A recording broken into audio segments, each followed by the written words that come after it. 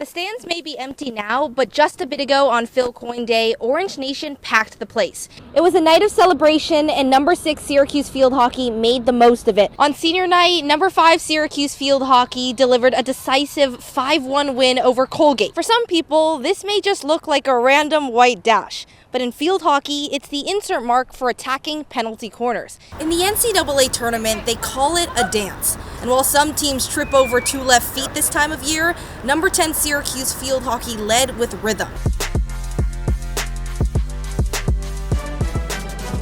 It wouldn't be sports if there isn't unpredictability. And it wouldn't be Selection Sunday if there aren't some surprises. I'm Sydney Chan, your CitrusTV field hockey beat reporter, and Selection Sunday was a whirlwind. When they weren't named a host site, the general consensus was shock. But what if I told you it came down to 3 little letters? RPI. The rating percentage index is a stats tool that adds up a team's winning percentage with their opponent's average winning percentage along with their opponent's average winning percentage. Yes, it's exactly as confusing and complicated as it sounds. And apparently, even though the Wildcats have never ranked lower than number 2 this whole season in the coaches poll, their RPI puts them at number 5 in the country. First and foremost, the Orange need to stay composed under pressure until the last whistle. During the regular season and the ACC championships, SU had chances against some top-ranked opponents, but lost notable games at the last minute or in overtime. They'll also need to stretch the field with aerials and off-ball movement to keep Liberty's defense on its heels. This goal scored by Aubrey Turner from an aerial from Bo Van Kempen is textbook. Lastly, they have to draw and convert penalty corners. Syracuse has scored 28 times this season off the APC. That's 50% of its total goals. Who are you most concerned about going into next season? I mean, you said it. I'm very concerned about the defense because Syracuse is graduating its entire defensive core.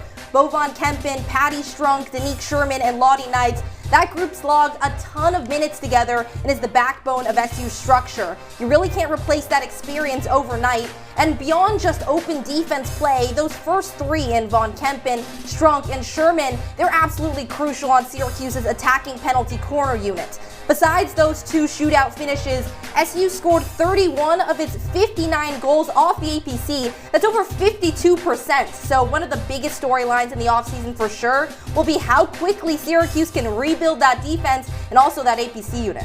First, starting off against Rutgers, this is a perfectly executed attacking penalty corner, and this is where Syracuse really thrives. There's a lot to break down in this one. Starting off with that insert, we're going to pause it right there from Patty Strunk to Liz Stonga, who perfectly stops it for Bo Van Kempen to just move forward without hesitation. Now, pause it again. That was called a drag flick, perfectly executed. And when I caught up with head coach Lynn Farquhar, she mentioned that that's actually a very awkward and uncomfortable skill to master because your hands are parallel to the turf, your knuckles are practically scraping the ground, and are using all your momentum to move all the way forward. It's a play that's really popular in the men's game, but not so much in the women's game. So the fact that Von Kempen can execute it with so much power and precision every time is a really, really special asset to the Syracuse team. Syracuse field hockey welcomed 17 newcomers this year, 13 of which are freshmen. For most teams, that would signal a rebuild, but the Orange didn't skip a beat and still punched its ticket here to the dance. But in its pursuit to the top, number 10 SU fell to number 3 Princeton 2-1 in the second round. Still, Orange head coach Lynn Farquhar is more than proud of her team's performance. They care about not only what they do, but who they are as people. And once that happens, then there is a special connection that hits on the pitch. If you have more time together, that's always the unknown of how much could this group have evolved. But at the end of the day, from starting in August, so much of this team was new. And to get to the Elite 8, play hard, and like I said, most importantly, they're having fun. They've grown as people, and we're fun to watch as a hockey team.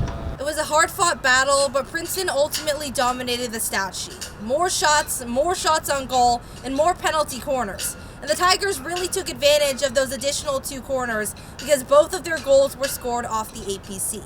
But it wasn't just dominance on offense, it was also a strong performance on defense. Princeton's press was really aggressive, forcing the Orange to play in tight quarters. We have speed. We have a we can move the ball. So in the last couple games, our space has really been collapsed. So yeah, you're just playing in a quarter of the hockey pitch.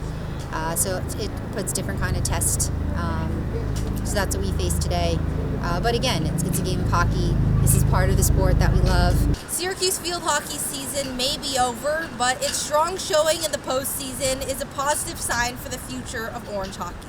Reporting from Princeton, New Jersey, Sydney Chan, Citrus TV.